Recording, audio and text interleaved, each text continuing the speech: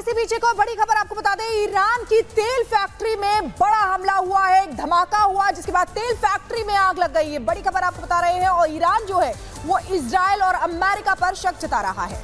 बिल्कुल बड़े धमाके की खबर सामने आई है, कुछ तस्वीरें भी आपको दिखाएंगे जो सामने आई हैं। बड़ा धमाका होता है, ब्लास्ट होता है और हमले की ये जो खबर है वो सामने आ रही है। ईरान की तेल फैक्ट्री पर बड़ा हमला, ये तस्वीरें भी आप देख रहे हैं, धुएं का उठता गुबार और अटैक की तस्वीरें। ईरान को इजराइल और अमेरिका पर अब हमले का शक है। तो धमाके के बाद ईरान की तेल फैक्ट्री में आग लग जाती है, भीषण आग लग जाती है।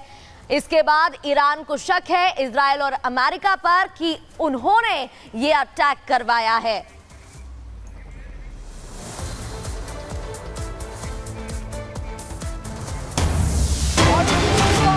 बड़ी खबर आपको बता दें, राजौरी में सुरक्षा बलों का तलाशी अभियान चल रहा है। संदिग्ध गतिविधियां देखे जाने के बाद यह अभियान चलाया गया है।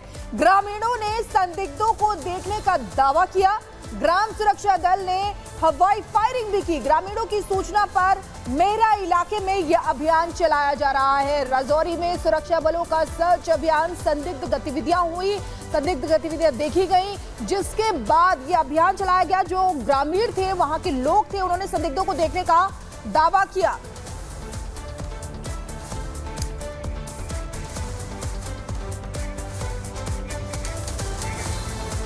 तो ये बड़ी खबर आपको बता रहे हैं कि इस तरीके से ये अभियान चलाया जा रहा है सुरक्षा बलों की तरफ से।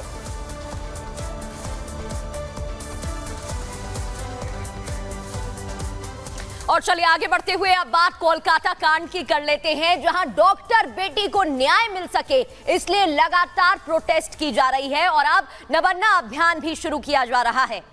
बिल्कुल आपको बता दें कि लगातार डॉक्टर्स की मांग है कि डॉक्टर्स को सिक्योरिटी दी जानी चाहिए। पूरा देश न्याय की मांग कर रहा है, लेकिन नबन्ना प्रोटेस्ट भी अब स्टार्ट हुआ है और लगातार लोगों में आक्रोश भी देखा जा रहा है। एक रिपोर्ट आपको दिखाते हैं।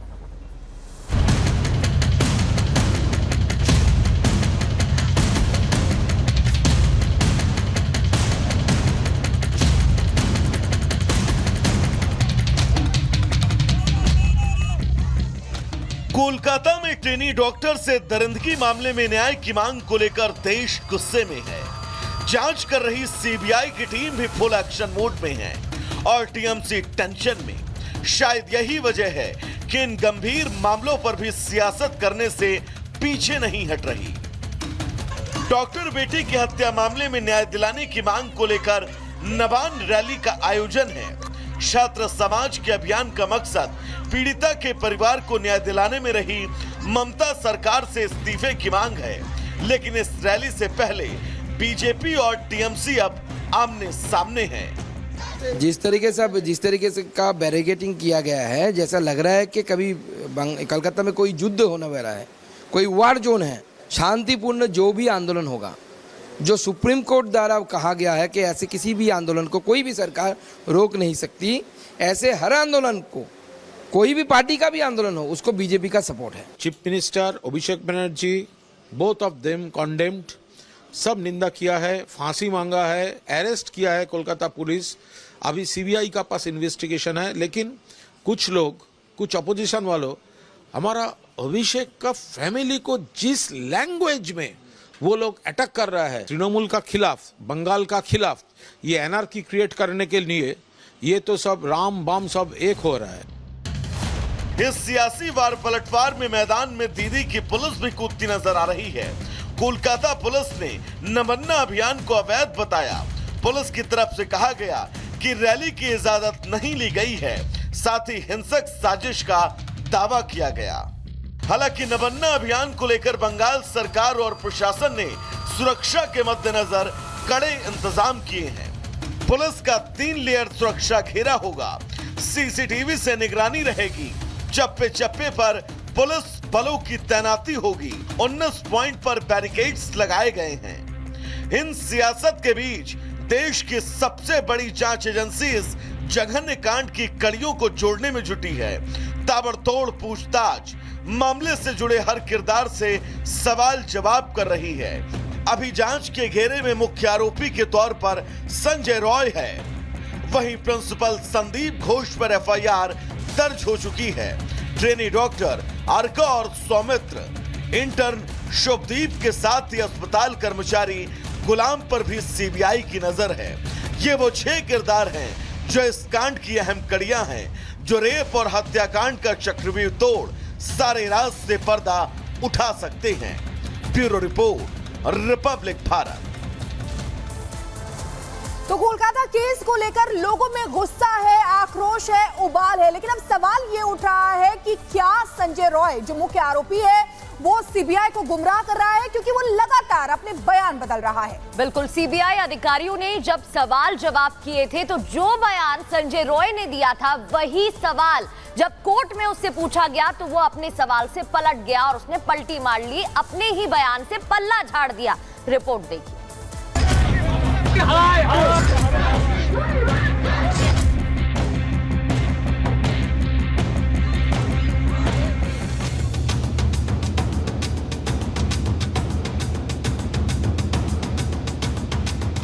कोलकाता रेप और मर्डर का आरोपी संजय रॉय सीबीआई को गुमराह कर रहा है।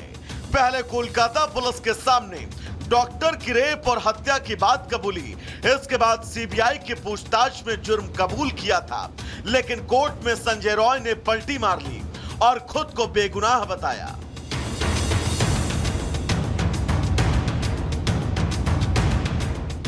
जहाँ तक कलकत्ता रेप और मर्डर केस का सवाल है, इसमें कलकत्ता पुलिस ने पहले ही एक आदमी को गिरफ्तार कर लिया है कि क्या वो इस केस में इन्वॉल्व है या नहीं है, और यदि इन्वॉल्व है तो क्या वो अकेला इन्वॉल्व है या उसके कोई साथ और भी दूसरे हैं।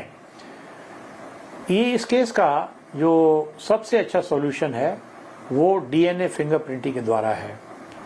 विक्टिम के वेजिनल स्वैब्स का अगर डीएनए एनालिसिस कराया जाए तो पता चल जाएगा कि जो आदमी कलकत्ता पुलिस ने पकड़ा और जो अब सीबीआई में कस्टडी में है उसका डीएनए मैच करता है या नहीं मैच करता है।